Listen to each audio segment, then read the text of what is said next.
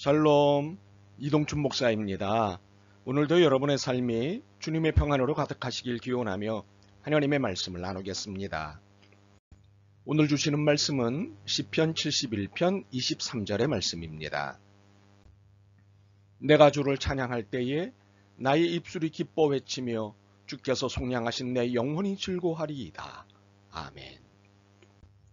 시편 71편 23절 말씀을 본문으로 내 영혼을 흥하게 하는 찬양이라는 제목으로 말씀을 나누도록 하겠습니다. 올림픽의 캐치프레이즈는 건강한 몸에 건강한 정신이 깃든다입니다. 사실이죠.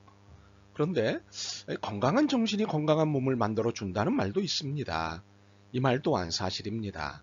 마음먹기에 따라 몸이 달라지는 것이 사실이는 말입니다. 그런데 이 두 말보다 더 주목해야 할 것이 있습니다. 영혼이 흥하면, 즉 영혼이 기쁘면 삶이 흥해진다는 것입니다. 이것은 사실이면서 진리입니다. 요한 3서 2절입니다. 사랑하는 자여 내 영혼이 잘됨같이 내가 범사에 잘되고 강건하기를 내가 간구하노라. 사실 요한 3서의 이 말씀이 너무 오용되고 남용되는 경향이 있어 소개하는 것이 조심스러운 면이 있습니다.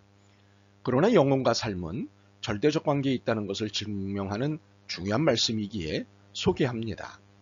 사랑하는 자여 내 영혼이 잘됨같이 내가 범사에 잘되고 강건하기를 내가 간구하노라. 이 말씀의 내용은 분명합니다. 영혼의 상태가 삶의 상태에 절대적 영향을 미친다는 것입니다. 그러니 너무도 중요한 말씀입니다. 그렇다면 영혼의 상태가 어떠해야 할까요? 어떠해야 삶에 좋은 영향, 건강한 영향, 그리고 복된 영향을 미칠 수 있을까요? 그것은 오늘 본문으로 충분히 설명할 수 있습니다. 내가 주를 찬양할 때에 나의 입술이 기뻐 외치며 주께서 속량하신 내 영혼이 즐거워하리이다. 무엇입니까? 찬양으로 영혼이 흥한 상태에 있을 때입니다. 물론 영혼을 흥하게 하는 것이 찬양만은 아닙니다. 말씀도 흥하게 하고 기도도 흥하게 합니다. 봉사와 섬김, 전도와 선교도 영혼을 흥하게 합니다. 그러나 오늘은 찬양에 집중하겠습니다. 그런데 우리의 영혼을 흥하게 하는 찬양에 대해 본격적으로 설명하기 전에 짚고 가야 할 것이 있습니다. 찬양에 대한 오해인데 찬양을 감사와 기쁨 가운데 있을 때 하는 것으로 이해하는 분들이 있습니다. 그리고 기도는 소원이 있고 괴로울 때 하는 것으로 이해합니다. 아닙니다. 찬양도 기도와 마찬가지고 기도도 찬양과 마찬가지입니다. 이를 잘 보여주는 것이 시편입니다. 우선 본문이 속한 71편으로 살펴보겠습니다. 71편은 5곳의 찬송, 찬양에 대해 말씀하고 있습니다. 찾아볼까요? 6절입니다. 내가 모태에서부터 주를 의지하였으며 나의 어머니의 배에서부터 주께서 나를 택하셨사오니 나는 항상 주를 찬송하리이다. 8절입니다. 주를 찬송함과 주께 영광 돌림이 종일토록 내 입에 가득하리이다. 14절입니다. 나는 항상 소망을 품고 주를 더욱더욱 찬송하리이다. 22절입니다. 나의 하나님이여 내가 또 비파로 주를 찬양하며 주의 성실을 찬양하리이다. 이스라엘의 거룩하신 주여 내가 수금으로 주를 찬양하리이다. 23절입니다.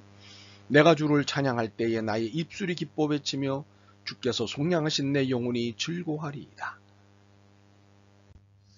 그런데 이렇게 5곳에서의 찬양 이야기 중 6절과 8절과 14절 그리고 22절은 본문으로 읽은 23절과는 분위기가 다릅니다. 6절, 8절, 14절 그리고 22절은 어떤 상황에 대한 애절함이 담긴 분위기입니다. 1절과 2절만 읽어봐도 이 상황을 알 수 있습니다. 여호와여 내가 주께 피하오니 내가 영원히 수치를 당하게 하지 마소서. 주의 의로 나를 건지시며 나를 풀어주시며 주의 길을 내게 기울이사 나를 구원하소서. 어떤 상황인가요? 어려움에 처한 상황입니다. 위기 상황입니다. 절박한 상황입니다. 바로 이런 상황 가운데 찬양을 드리는 것입니다. 6절입니다. 내가 모태에서부터 주를 의지하였으며 나의 어머니의 배에서부터 주께서 나를 택하셨사오니 나는 항상 주를 찬송하리이다. 참으로 이러한 상황에서 드리는 찬양은 탄원과 간구의 찬양입니다. 이 절박함으로부터 구원받고자 하는 탄원의 찬양입니다. 그렇습니다. 이처럼 찬양은 기쁠 때만 드리는 것이 아닙니다. 감사할 때만 드리는 것도 아닙니다. 슬플 때도 드리고 공부할 때도 드리고 괴롭고 외로울 때도 부끄럽고 수치스러울 때도 답답하고 속상할 때도 역경과 고통 중에 있을 때도 드리는 것이 찬양입니다. 이러한 사실을 시편 전체가 보여주고 있습니다. 그리고 오늘 읽은 71편이 그중 한 경우를 보여주고 있는 것입니다. 그러므로 찬양은 삶의 모든 형편에서 드리는 노래입니다. 특정한 경우나 특별한 상황에서만 드리는 것이 아닙니다. 이렇게 모든 상황 가운데서 드리는 찬양은 역설적이게도 찬양을 드려야 하는 이유를 증명합니다. 찬양을 드릴 때 놀라운 일들이 벌어지기 때문입니다. 그 놀라운 일은 무엇보다도 영혼이 기뻐지기 시작한다는 사실입니다. 영혼에 흥이 나고 거룩한 자신감이 생깁니다. 바로 이 흥이 육체와 삶에 영향을 미치기 시작합니다. 풀리지 않는 문제로 긴장해 있던 육체가 평온해지고 삶을 짓누르던 문제들이 풀리는 것을 목격하기 시작합니다. 거짓말 같겠지만 사실입니다. 이를 24절이 공개하고 있습니다. 나의 혀도 종일토록 주의 의를 작은 소리로 읊조리오리니 나를 모해하려 하던 자들의 수치와 무한을 당함이니이다. 혹시 너무 강렬한 메시지라 당황스러우신가요? 당황하지 않으셔도 됩니다. 사실이니까요. 시편 기자는 13절에 탄원의 찬양을 드렸습니다. 내 영혼을 대적하는 자들이 수치와 멸망을 당하게 하시며 나를 모해하려 하는 자들에게는 욕과 수욕이 덮이게 하소서. 그리고 14절에 간절히 찬양을 드렸습니다. 나는 항상 소망을 품고 주를 더욱 찬송하리이다. 이렇게 드린 찬양의 결과가 바로 24절입니다. 나의 혀도 종일토록 주의 의를 작은 소리로 읊조리오리니 나를 모해하려 하던 자들이 수치와 무한을 당함이니이다. 탄원을 남은 찬양의 결과가 무엇입니까? 탄원케 하던 원인들이 제거된 것입니다.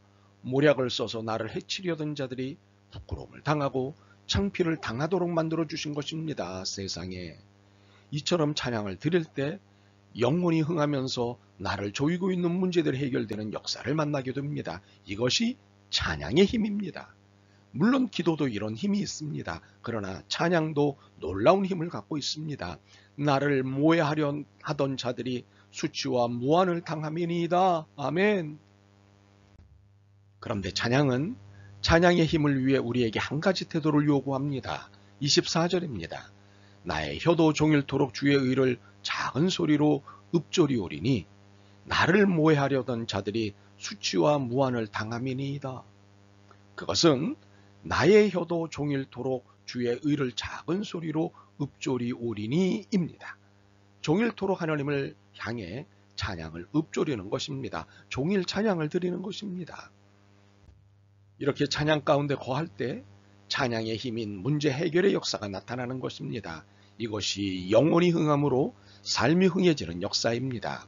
그렇다면 종일 찬양 가운데 거하는 것이 관건인데 어떻게 해야 종일 찬양 가운데 거할 수 있을까요? 찬양을 가까이 하는 것입니다. 우선은 찬양을 듣는 것입니다. 출퇴근 시간, 운동하는 시간, 쉬는 시간에 찬양을 듣고 직접 하기도 하는 것입니다. 그리고 혹시 가능하다면 일하는 시간에도 찬양을 들으며 일하는 것입니다. 그리고 찬양을 드리는 것입니다. 찬양을 가까이 하는 가장 좋은 방법 중에 하나는 찬양을 들을 때 함께 부르고 드리는 것입니다. 물론 듣지 않고 부를 수도 있지요. 이렇게 찬양을 듣고 부르다 보면 이것이 거룩한 습관이 됩니다. 그리고 찬양 가운데 거하는 삶이 됩니다. 바로 여기에 찬양의 힘이 나타나게 됩니다. 문제 해결의 역사가 일어나는 것을 경험하시게 될 것입니다. 나를 모해하려 하던 자들이 수치와 무한을 당함이니이다. 듣는 것이 생각과 마음을 지배하지요. 기분 나쁜 말을 들으면 상황에 따라 종일 생각이 우울해지고 마음이 불쾌합니다. 반대로 기분 좋은 말을 들으면 종일 생각이 신나고 마음은 유쾌합니다. 영혼도 마찬가지입니다. 영혼도 듣는 것에 의해 상태가 달라집니다. 특히 영혼은 찬양을 듣느냐 안 듣느냐에 따라 그 상태가 달라집니다. 이유가 있습니다. 영혼은 하나님의 마음을 만나는 장소이기 때문입니다. 그렇기에 우리의 영혼이 혼미하고 혼탁한 이유는 분명합니다. 하나님을 만나는 태도와 사건이 없기 때문입니다. 때문에 우리의 영혼이 방황하고 혼란스러운 것입니다. 그러므로 문제 해결책은 하나입니다. 하나님을 만나는 장소인 영혼이 거룩해져야 합니다. 이를 위해 찬양이 중요합니다. 물론 기도도 중요하고 말씀도 중요하지만 찬양이 중요합니다. 찬양은 내 영혼과 하나님을 중매하는 거룩한 통로입니다. 그래서 찬양을 통해 내 영혼은 거룩해지고 경건해집니다. 더불어 하나님의 뜻을 분별하는 은총을 누리게 됩니다. 그리고 문제 해결의 은총을 누리게 됩니다. 그렇기에 여러분의 삶이 주님의 노래로 충만하시길 바랍니다. 영혼을 흥하게 하는 찬양하는 삶이 종일 이어지길 바랍니다. 그래서 찬양의 힘을 경험하시고 매일의 삶이 흥하시길 기도합니다. 아멘. 주님, 찬양의 힘을 깨닫습니다. 영혼과 삶을 흥하게 하는 찬양을 듣고 부르겠습니다. 찬양의 힘을 누리는 찬양의 통로를 열어 주옵소서. 예수 그리스도의 이름으로 기도드립니다. 아멘. 오늘도 여러분의 믿음과 삶을 응원합니다. 사랑합니다.